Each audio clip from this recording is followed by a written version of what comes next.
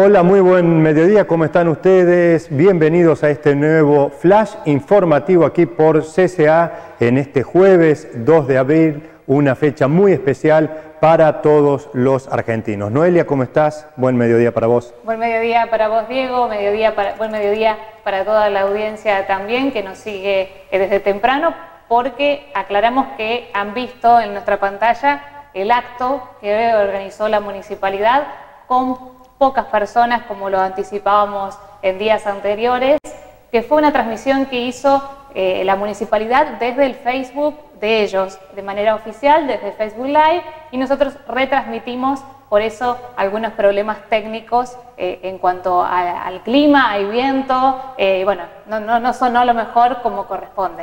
Sí, por deficiencias técnicas ajenas a la voluntad de nuestro canal. Lo concreto es que estuvimos siguiendo lo que fue la evocación del 2 de abril aquí en Alicia, en una situación especial, excepcional en esta oportunidad por la pandemia del coronavirus, de allí que el acto se haya hecho con muy poquita gente, solamente 7 u 8 personas estuvieron presentes, no se convocó al público ni por supuesto a los centros educativos. Y por eso la propuesta también de retransmitirlo a través de las redes sociales y de nuestro canal. Queremos mencionar que dentro de este contexto diferente en el cual se vivió el 2 de abril, no le resta trascendencia a la fecha. Indudablemente, una de las más caras para el sentimiento de argentinidad y una fecha que hoy, observando los medios de comunicación y las redes sociales, ha corrido a un segundo plano al tema del coronavirus. Incluso no hay tantos actos de manera oficial.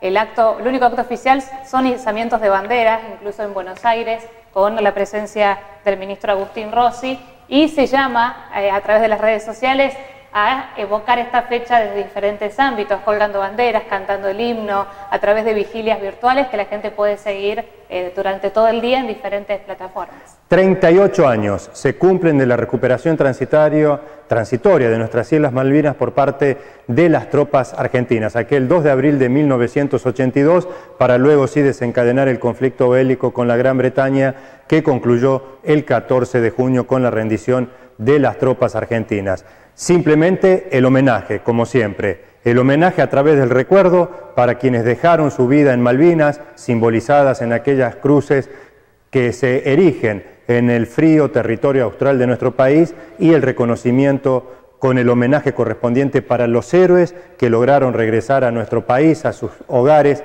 tal el caso de los excombatientes de Alicia, Ariel Falco, Marcelo Truco y Silvio de Álvera.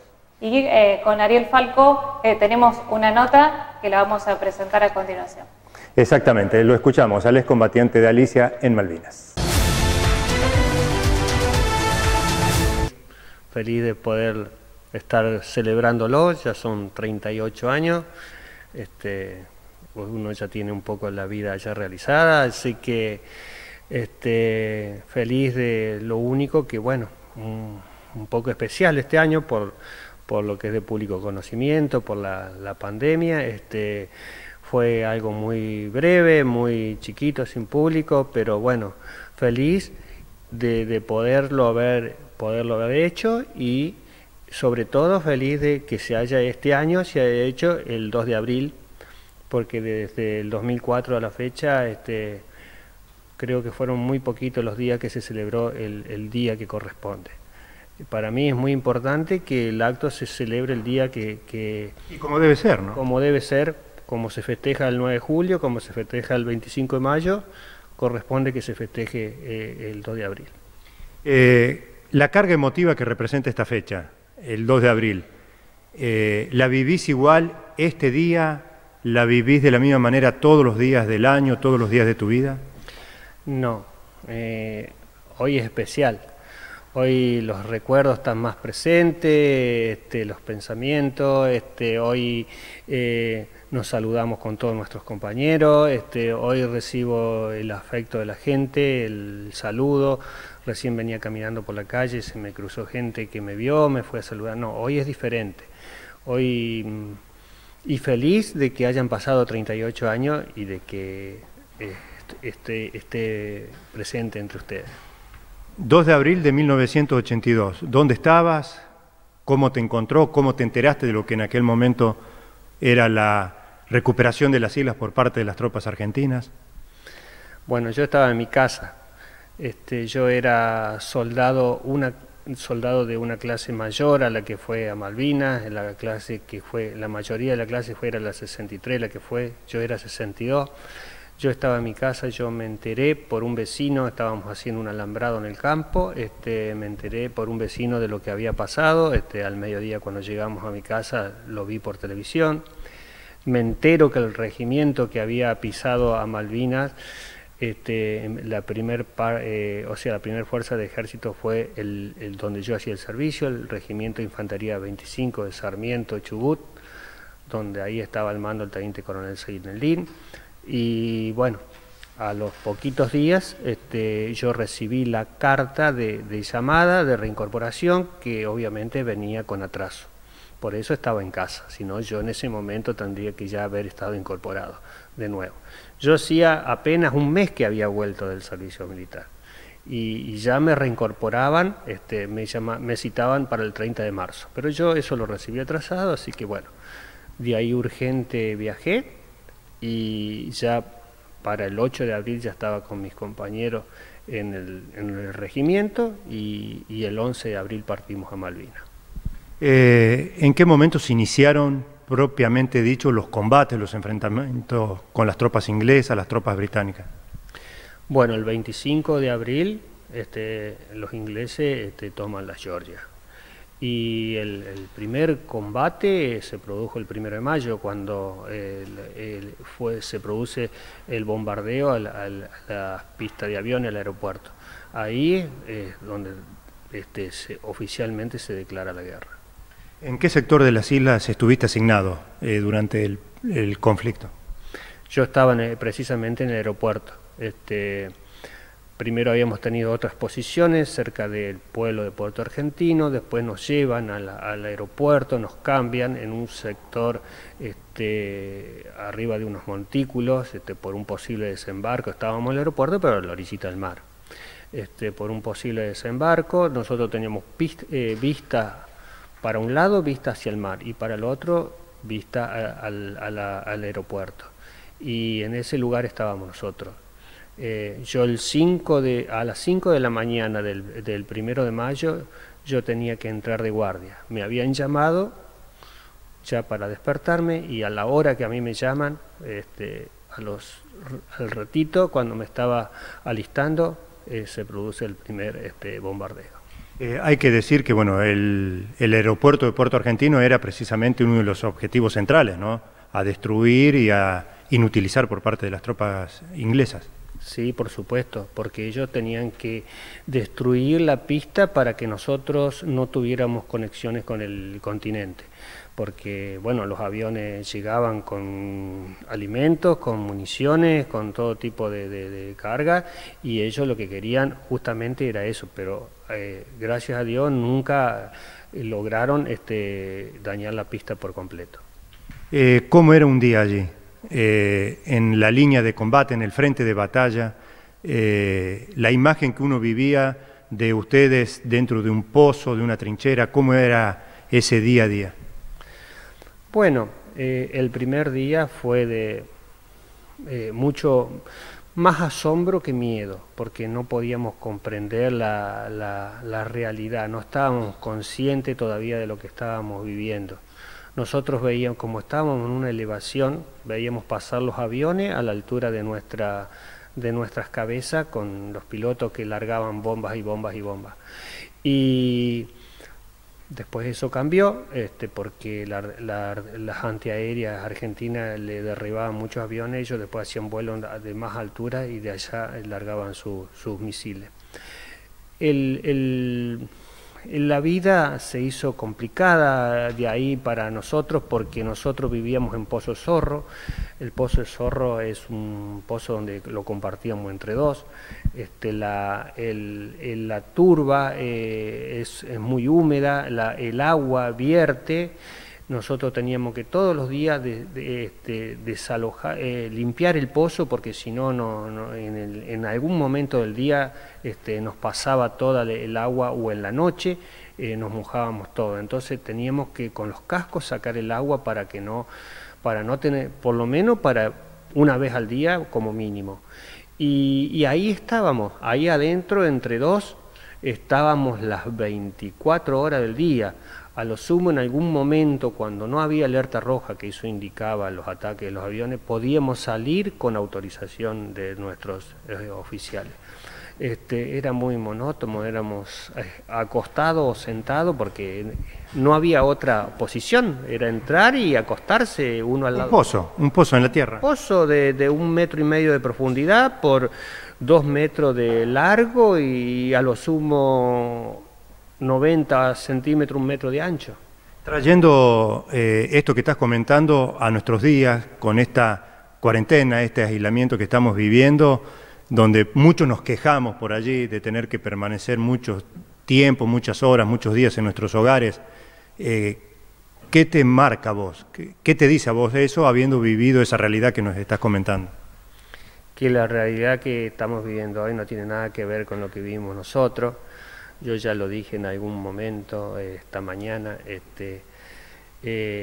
ojalá nosotros hubiéramos estado calentitos en nuestras casas, con comida, con televisión, con internet, hubiéramos estado con nuestra familia, no, nada que ver. Yo veo que nosotros vinimos de allá con algunos, los tuvieron que sacar de los pozos por lo flacos que estaban. Yo hoy veo que hay algunos que están un poquito más gordos que antes que empezara la pandemia. No coincido en nada. El que asemeja lo que estamos viviendo con la guerra de Malvinas no tiene ni idea de lo que está hablando. ¿Cómo era el tema de recibir alimentos, pertrechos, ropa para cambiarse, no estar siempre con la misma ropa mojada? ¿Recibían asistencia? ¿Lo que se enviaba desde el continente llegaba? Lo que se enviaba del continente, lo que enviaba la gente, si llegaba, yo no lo recibí. Ropa yo nunca me cambié la ropa. Nos dieron alguna vez ropa interior, pero la poníamos arriba de la otra. Nosotros jamás nos bañamos, jamás nos cambiamos de ropa, al contrario, no había. Los alimentos llegaban como se podía. Al principio llegaban más normal, pero después, a medida que fue avanzando el conflicto, el alimento llegaba cuando se podía o si había, porque también yo no sé qué abastecimiento tenían de comida, pero además era todo muy poco organizado, había mucha desorganización, entonces por ahí el alimento estaba, pero no llegaba, o si llegaba mal hecho, o por ahí era por los ataques de los aviones, no se podía llevar, así que había mucho también de eso que no estaba coordinado como se debía. Seguramente miedo hubo, pero ¿en algún momento pensaste que no volvías? Sí, muchas veces.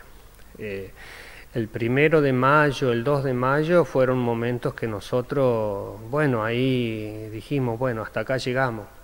Porque nosotros sufrimos mucho los aviones. Los aviones a nosotros siempre, por estar ahí en la pista, siempre nos bombardearon. Y en la noche los barcos, que a distancia de unos 15 kilómetros, toda la noche, no sé si era para hacer daño o psicológicamente lo hacían. Toda la noche nos bombardeaban. Sí, montones de veces, y más cuando los 2 últimos días tuvimos que ir al frente, ahí también, bueno, pero no sé si lamentablemente o por suerte tuvimos que replegarnos hasta que, bueno, el general Menéndez decidió el cese del fuego. Cese del fuego que se dio en cuanto a la rendición de las tropas el 14 de junio, entre el 13 y el 14 de junio. A partir de allí, bueno, el regreso. Sí, Por eso te decía recién, un poco de tristeza, un poco de alegría, la tristeza, la bronca de haber hecho tanto sacrificio, tanto sufrimiento, dolor, para que después tengamos que volvernos con las manos vacías. Y la alegría de saber que volvíamos con vida. Después de ese fuego vino la rendición el 14 de junio y embarcamos el 17 de junio a la noche como prisioneros de guerra en el Norland, un barco inglés que nos trajo hasta Puerto Madre. Y de allí el camino a casa. ¿Cómo ese trayecto, cómo te lo imaginabas, reencontrarte con los viejos, con la familia? Bueno, desde que llegamos al continente nos llevaron a nuestro regimiento, donde yo hacía el servicio en Sarmiento, Chubut. Ahí estuvimos unos días. Después de ahí salimos el 25 de junio y en retorno a nuestros hogares. Salimos en colectivo hasta Bahía Blanca, de Bahía Blanca un tren a Buenos Aires y de ahí un tren que venía a Córdoba. Nosotros perdimos una combinación, entonces pudimos venir en tren a Rosario y de ahí me tomé un colectivo hasta el cruce de la Ruta 3 ahí en Belville. Ahí me bajé el 28 de junio a la mañana con una helada terrible, muy temprano. Pasa un señor que era de Justiniano Pose en una camioneta, venía a ver un campo a Sintra. Se enteró de dónde venía yo, porque él cuando me vio la pinta me preguntó, y yo le conté, entonces me trajo hasta San Antonio de Litín, y desde ahí la Municipalidad de San Antonio de Litín me trajo hasta mi casa del campo.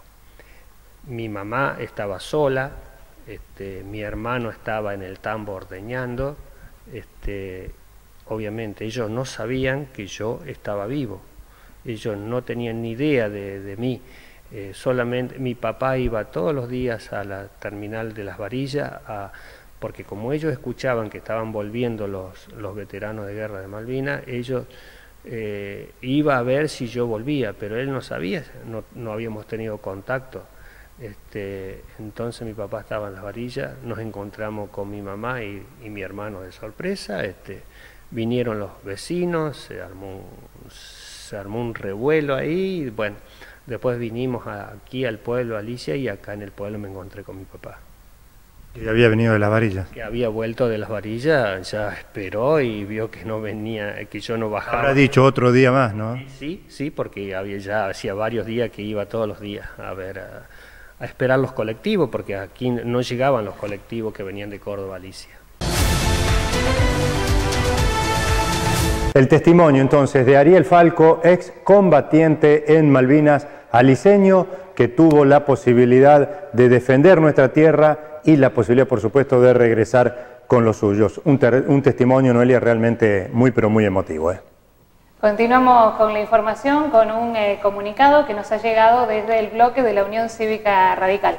El bloque de concejales de la Unión Cívica Radical ha presentado un proyecto de ordenanza motivado en la actual situación que se está viviendo en cuanto al contexto sanitario y económico que padece la sociedad a través del coronavirus, por la situación de la pandemia del coronavirus. Un proyecto de ordenanza que se va a elevar al Consejo Deliberante por parte del bloque de concejales de la Unión Cívica Radical, como decíamos, y que gira, Noelia, sobre 3 ejes fundamentales. El primero de ellos es el proyecto de emergencia sanitaria, el segundo la suspensión de cobranzas de la municipalidad y el tercer eje sobre el que gira este proyecto de emergencia sanitaria en nuestra localidad tiene que ver con la creación del comité de asignación por el COVID-19.